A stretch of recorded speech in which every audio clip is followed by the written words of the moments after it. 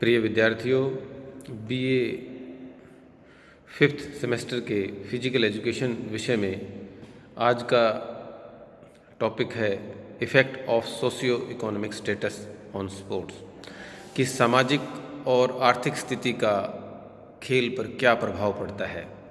जैसा कि आप सब जानते हैं कि खेल आज के युग में केवल बेहतर स्वास्थ्य बनाने, चरित्र निर्माण करने व अच्छी आदतों को डेवलप करने तक सीमित नहीं है, बल्कि इसके साथ साथ ये कठिन प्रतियोगी क्षेत्र है जहाँ बेहद कठिन प्रतियोगिता देखने को मिलती है और इसमें सफलता हासिल करने के लिए अन्य चीज़ें भी उतनी ही ज़रूरी हो गई हैं। उसमें से एक है हमारी सामाजिक और आर्थिक स्थिति कैसे प्रभावित करती है खेल को।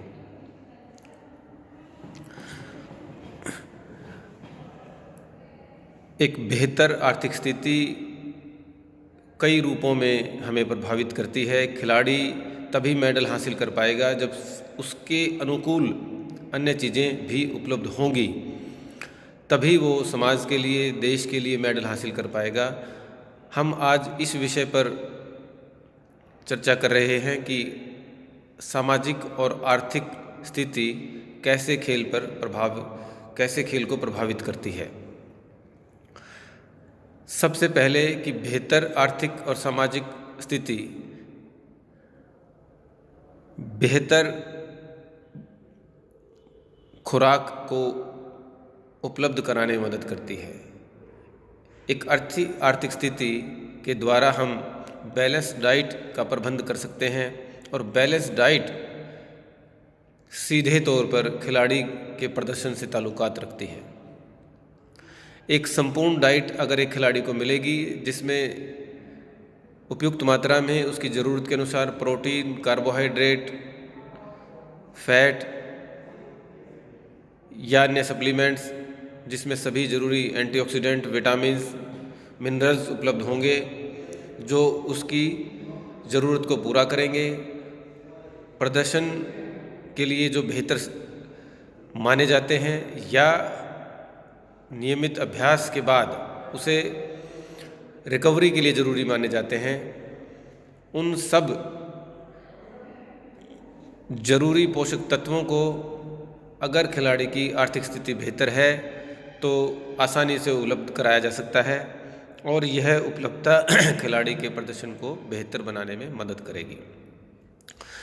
एक अच्छी आर्थिक स्थिति के द्वारा खिलाड़ी खेल एक्सपर्ट और बायोमैकेनिक्स के द्वारा रिकमेंडेड अच्छे उपकरण खरीद सकता है और अच्छे उपकरण खिलाड़ी की खेल परफॉर्मेंस से ताल्लुकात रखते हैं।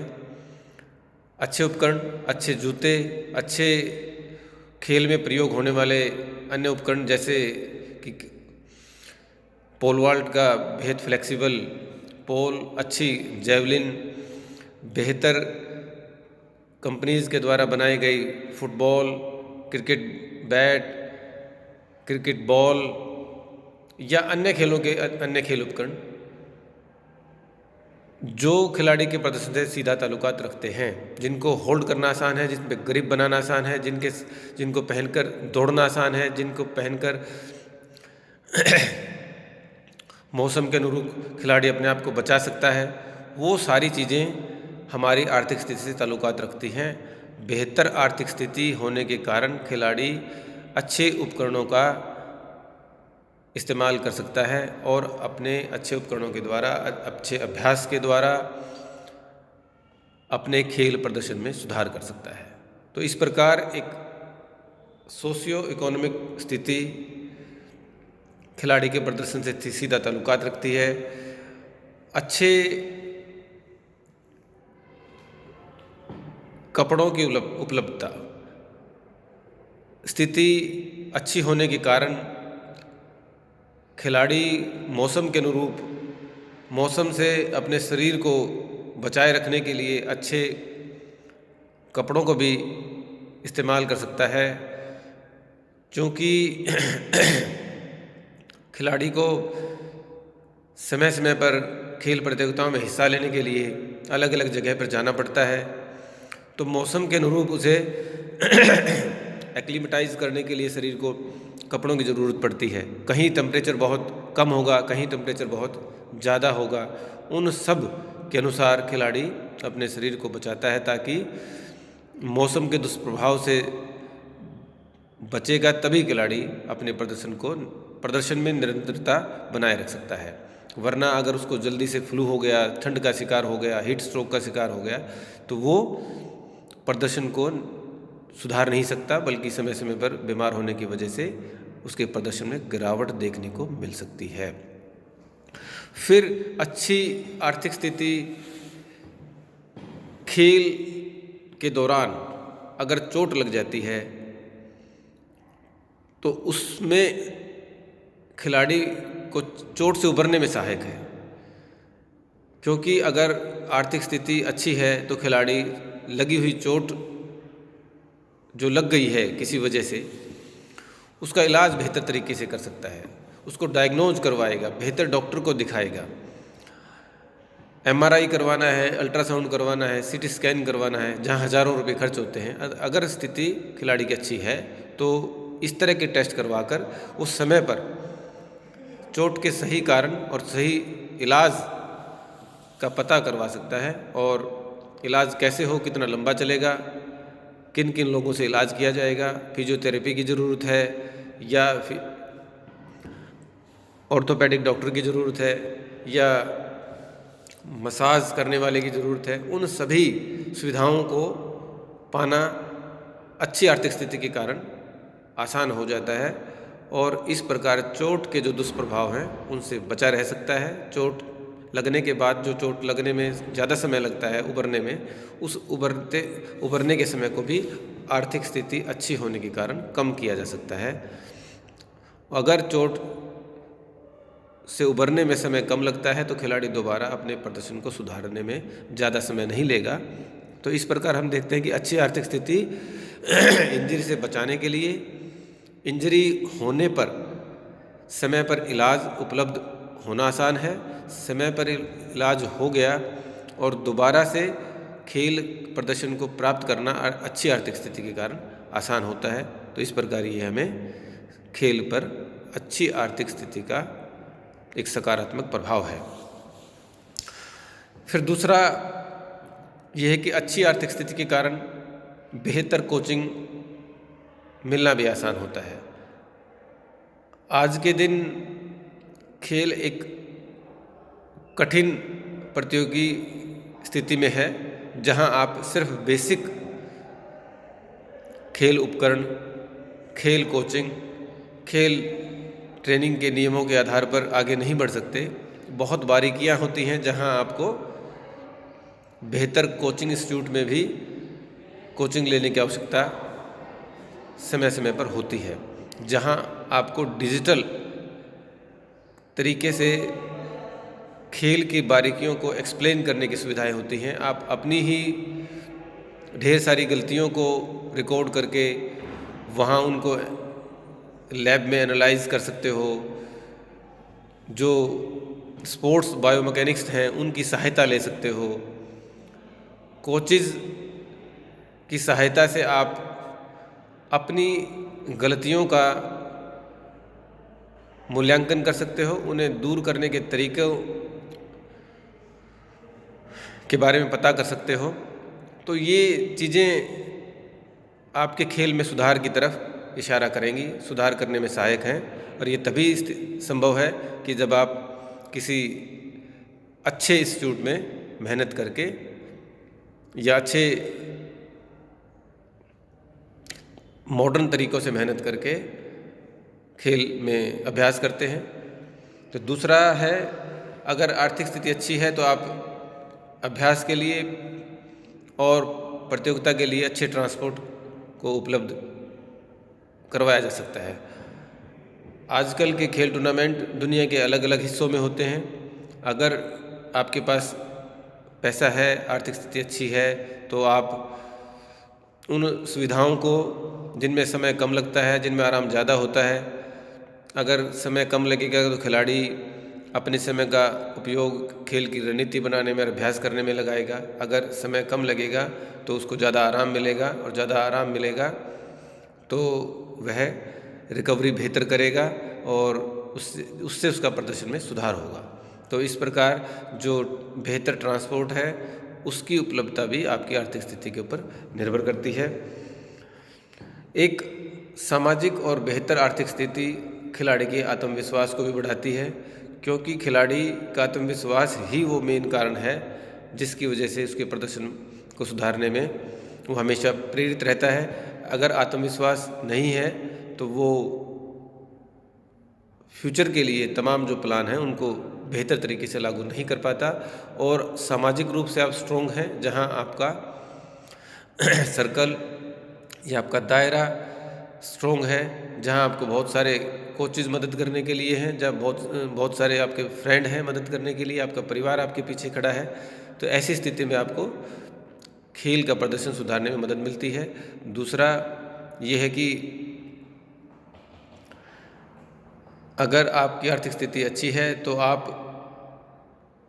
जो भौतिक चीज़ें हैं, जो मेटेरियलिस्टिक चीज़ें हैं, जो खेल के लिए ज़रूरी मानी जाती हैं, कई बार अच्छे उपकरण, चोट लगने पर डॉक्टर की उपलब्धता या अलग अलग तरह के टेस्ट करवाने पड़ते हैं, ट्रांसपोर्टेशन का प्रबंध करना पड़ता है या सप्लीमेंट के रूप में है, वो सारी चीज़ें अगर आपको आसानी से उपलब्ध हो जाती हैं तो आपका आत्मविश्वास बढ़ा रहता है कि मैं अब इन चीज़ों का प्रयोग करके अपने प्रदर्शन को सुधार पाऊँगा।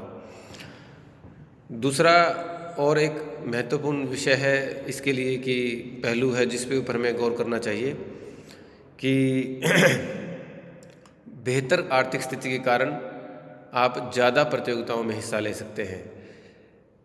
एक खिलाड़ी साल में 1 या 2 बार प्रतियोगिता में हिस्सा लेकर बड़ी अचीवमेंट हासिल नहीं कर पाता, क्योंकि खिलाड़ी का जो ट्रेनिंग प्रोसेस है उसी का एक ज़रूरी हिस्सा है। ट्रेनिंग मेथड जब हम लागू करते हैं खिलाड़ी के ट्रेनिंग के दौरान, तो उसमें जो कंपटीशन पीरियड है उसमें कई टूर्नामेंट खेलने पड़ते हैं कि पहले टूर्नामेंट में खिलाड़ी ने ऑफ सीजन के बाद जब पहले टूर्नामेंट में भाग लेता है तो इतना % उसके प्रदर्शन में सुधार हुआ, फिर दूसरे टूर्नामेंट में इतना हुआ। तो इस प्रकार 4 से 6-7 टूर्नामेंट उसके साल में अवश्य खेलने पड़ते हैं। तो उन टूर्नामेंट्स को खेलने के लिए आपको अलग अलग जगह जाना पड़ेगा, अलग अलग जगह जाएंगे, एक्सपोजर मिलेगा, लेकिन जाने के लिए आपको पैसे की आवश्यकता होती है, जिसके लिए आपकी आर्थिक स्थिति बेहतर होनी चाहिए या ऐसी सरकारी या गैर सरकारी संस्थाओं के द्वारा मदद मिलनी चाहिए। वो सब चीज़ें अगर उपलब्ध हैं तो खिलाड़ी का एक्सपोजर ज़्यादा मिलेगा, वो अपने प्रदर्शन को सुधार पाएगा। आप अकेले ही हमेशा अभ्यास करके प्रदर्शन को सुधारना थोड़ा सा मुश्किल हो जाता है, क्योंकि साथी खिलाड़ियों की कमियां भी देखते हैं, उनकी विशेषता भी देखते हैं, उनकी रणनीतियां भी देखते हैं। वो घर बैठ के नहीं पॉसिबल है, उसमें खिलाड़ी अलग अलग टूर्नामेंट्स में भाग लेकर ही सीख पाता है। क्योंकि खेल एक बाहर से बैठने का विषय नहीं है, खेल एक प्रैक्टिकल विषय है जहां आपको मैदान में उतरना ही पड़ेगा, तभी आप उसकी सभी जरूरी जो शारीरिक मानसिक पहलू हैं उनको समझ पाते हैं। तो आपकी आर्थिक स्थिति आपकी विभिन्न प्रतियोगिताओं में भाग लेने की जो संख्या है वो बढ़ा देती है, और ज़्यादा टूर्नामेंट में भाग लेने से ज़्यादा एक्सपोजर मिलता है, अपनी कमियों का पता लगता है, दूसरे खिलाड़ियों की विशेषताओं का पता लगता है, जिससे आप बेहतर रणनीति बना पाते हैं और अपने प्रदर्शन में सुधार कर पाते हैं। इसी प्रकार सामाजिक स्थिति भी खिलाड़ी की खेल के प्रदर्शन पर प्रभाव डालती है। कई बार आपने सुना होगा कि स्लेजिंग किया जाता है क्रिकेट में या अन्य खेलों में भी विभिन्न टीमों के द्वारा दूसरी टीमों पर टीजिंग की जाती है, स्लेजिंग की जाती है। उससे आपके प्रदर्शन पर प्रभाव पड़ता है, दबाव में आ जाते हैं खिलाड़ी। या आपने कभी गौर किया होगा कि किसी देश की टीम में एक धर्म या एक रंग के काफ़ी खिलाड़ी होते हैं, जबकि दूसरे कलर के या धर्म के खिलाड़ी कम होते हैं। तो आप आम लोगों से या खिलाड़ियों से भी ये उम्मीद न करें कि सभी बुद्धिजीवी होंगे और उनमें जो मानवीय एक सामान्य इंसान में जो कमियां होती हैं वो उनमें नहीं होंगी। वो सभी विशेषताएं भी होती हैं और सभी कमियां भी तकरीबन सभी लोगों में होती हैं। तो उनसे साथ तालमेल बैठाना, उस तालमेल के साथ आगे बढ़ना आपकी बेहतर सामाजिक स्थिति अगर है तो आप बेहतर तालमेल बना बैठा पाते हैं। बहुसंख्यक अगर आप किसी टीम में 10 खिलाड़ी एक धर्म के हैं, 2 खिलाड़ी दूसरे धर्म के हैं, तो निश्चित रूप से जो 10 खिलाड़ी हैं वो ज़्यादा कंफर्टेबल महसूस करते हैं। ये मानवीय स्वभाव है, ये कमी या विशेषता नहीं है, मानवीय स्वभाव है कि वो अपने आप को ज़्यादा कंफर्टेबल महसूस करेगा। कई टीमों में आप देखोगे कि जैसे दक्षिण अफ्रीका की टीम में पहले ज़्यादातर गोरे खिलाड़ी होते थे, तो 1 या 2 खिलाड़ी वहाँ के जो लोकल बाशिंदे हैं ब्लैक कलर के वो लोग होते थे। जिम्बाब्वे की टीम में ऐसा था, फुटबॉल की टीम में फ्रांस में 5-5 खिलाड़ी दूसरे रंग के हैं। तो अगर आपके देश में बहुसंख्यक वर्ग कोई और है और आप बाहर से आकर 1 या 2 खिलाड़ी उस देश की नागरिकता भी ले लेता है, उस टीम में भाग भी लेता है, इसके बावजूद भी उन्हें समय समय पर ये महसूस होता है कि जैसे वो खुलकर अपना प्रदर्शन नहीं कर पा रहे। क्योंकि खेल प्रदर्शन के लिए सिर्फ मेटेरियलिस्टिक चीज़ें ही नहीं, बाकी चीज़ें भी ज़रूरी होती हैं। मन से भी खिलाड़ी को खुश रहना बहुत ज़रूरी है। गुस्सा भी जाहिर खेल क्रियाओं में कर देते हैं। अपना जो खुशी है वो भी प्रदर्शन के दौरान देखने को मिलती है। तो इन सभी चीज़ों का मिला जुला स्वरूप है आपका खेल का परिणाम। तो अगर आप सामाजिक रूप से एक अच्छी स्थिति में है तो खेल प्रतियोगिताओं के दौरान, अभ्यास के दौरान आपको बहुत सारी चीज़ें सामान्य लगेंगी, लेकिन वो आपके प्रदर्शन पर सकारात्मक असर डालती हैं। तो बच्चों, आज हम ये 6-7 जो हमने पहलुओं पर गौर किया है, ये सभी सामाजिक और आर्थिक स्थिति से ताल्लुकात रखते हैं और ये सभी पहलू खेल के ऊपर किसी न किसी रूप पर, खेल में किसी न किसी रूप में हमारे परिणाम को प्रभावित करते हैं। तो मैं उम्मीद करता हूँ कि आप सब इन पहलुओं पर गौर करेंगे और इस विषय को समझने का प्रयास करेंगे कि जो हमारी सामाजिक और आर्थिक स्थिति है कैसे खेल पर प्रभाव डालती है। धन्यवाद।